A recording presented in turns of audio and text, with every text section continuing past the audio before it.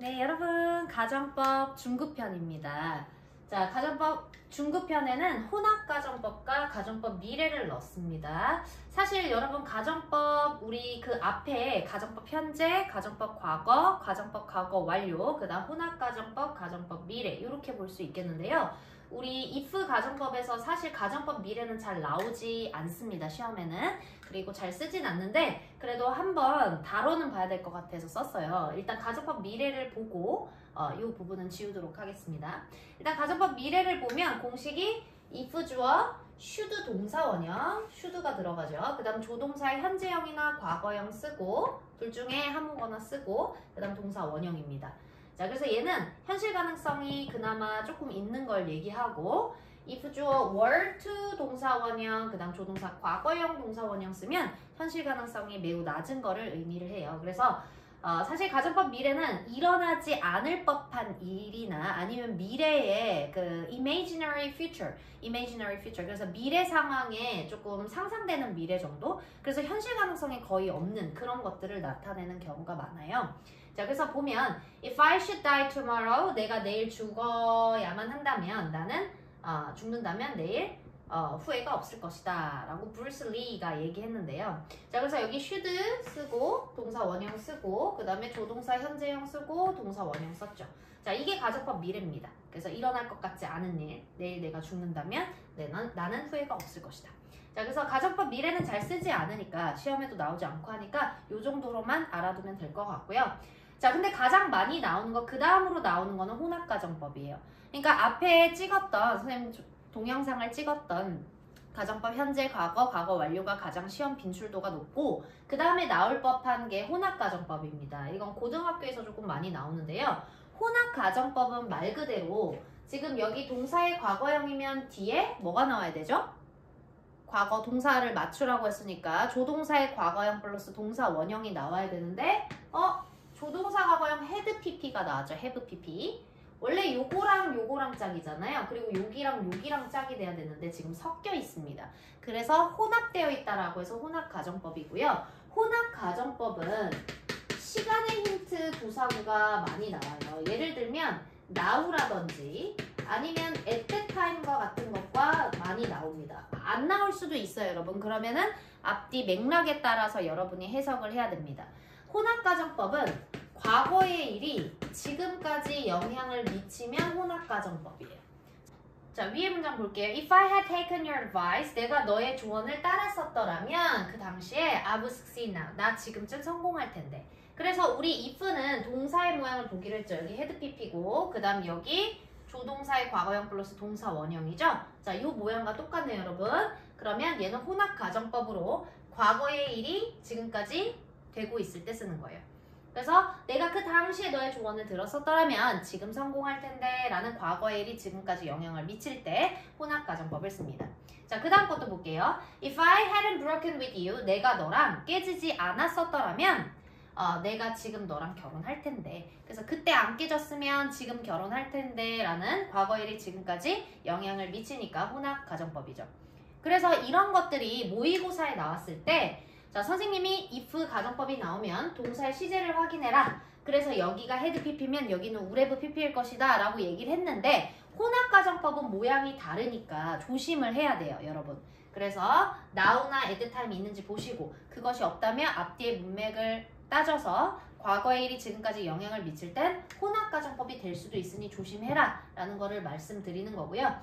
그래서 여기까지 하고 우리 앞으로 가정법 두 가지가 더 남았는데요. without 가정법과 그 다음에 should를 써야만 하는 가정법, should를 써야 하는 친구들에 대해서 조금 알아보겠습니다. 여러분, 세 번째 가정법, if 가정법 이외의 가정법입니다. without 가정법인데요. 자, without 가정법은 두 가지가 있어요. without, 그 다음에 but for, if it were not for, were it not for 다음에 명사 쓰고 그 다음에 주어 조동사의 과거형 플러스 동사 원형인데요.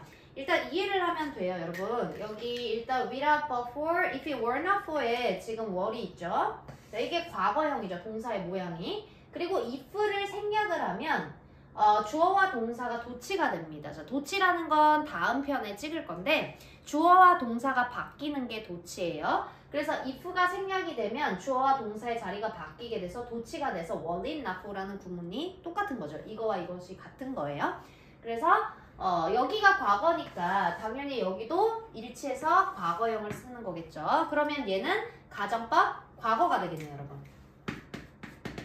가정법 과거는 현재 시대의 현재의 반대겠죠.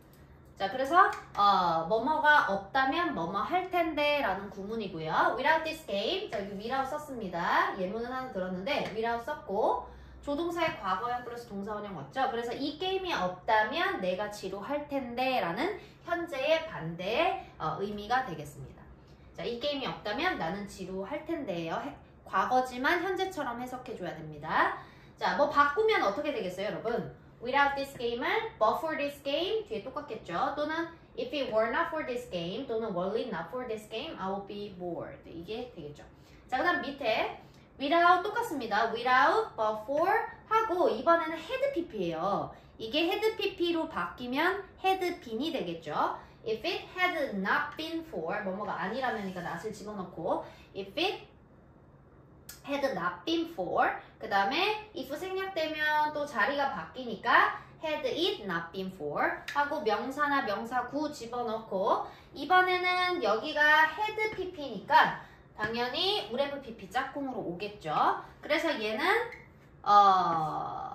죄송합니다. 과거 맞죠? 가정법 과거니까 얘는 가정법 과거 완료고 얘는 과거 시제의 반대겠죠. 그럼 과거처럼 해석을 해줘야 돼요.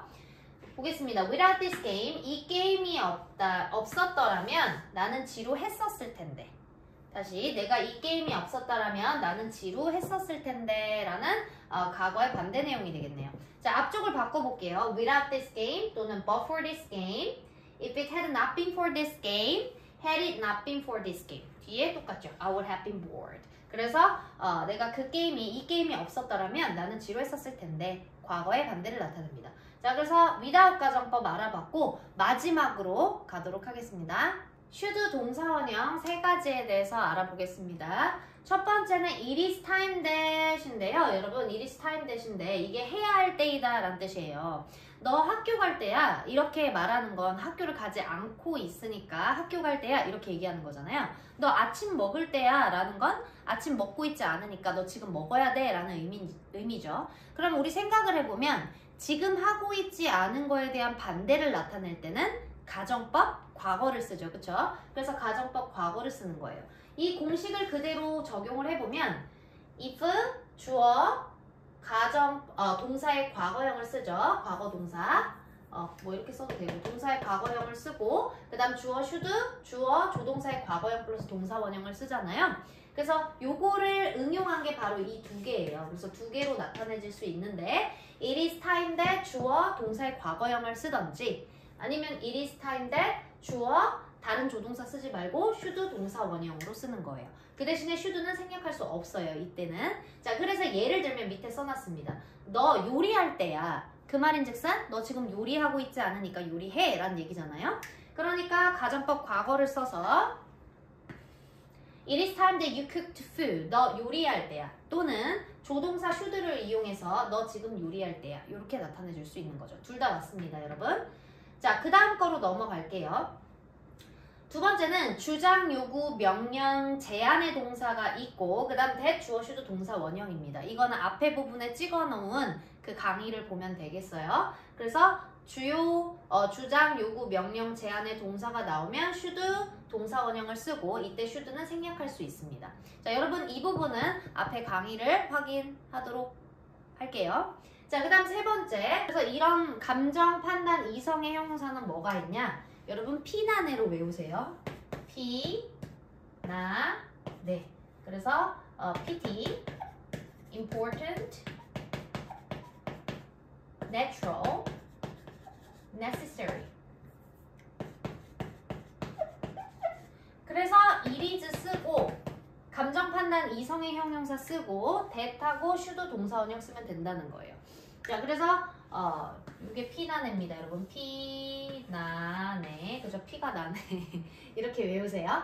자, 그 다음에 그래서 우리 should를 쓰는 대표적인 애들을 알아봤는데 it is time 대사에 that, should 생략하면 안 되고 그 다음에 주요 명제 충 우리 동사 나오는 거 주장 요구 명령 제한의 동사 should 생략할 수 있고 얘도 should 동사원형 생략할 수 있고 이 부분 3개 꼭 알아두도록 할게요.